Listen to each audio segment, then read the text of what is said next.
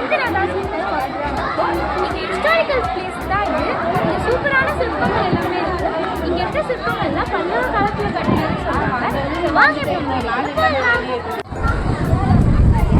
இங்கே 5 ரதத்தில் ஃபர்ஸ்ட்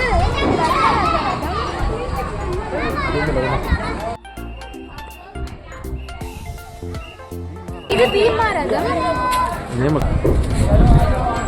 இது அர்ஜுன ரதம், இது திரௌபதி ரதம்.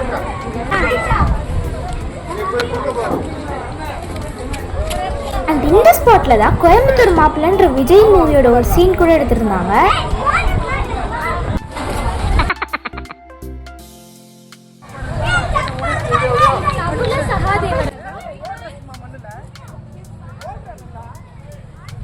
இந்த ஸ்பாட் 7th செஞ்சுரியில் பல்லவ கிங் நரசிம்மாவால் கட்டப்பட்டது.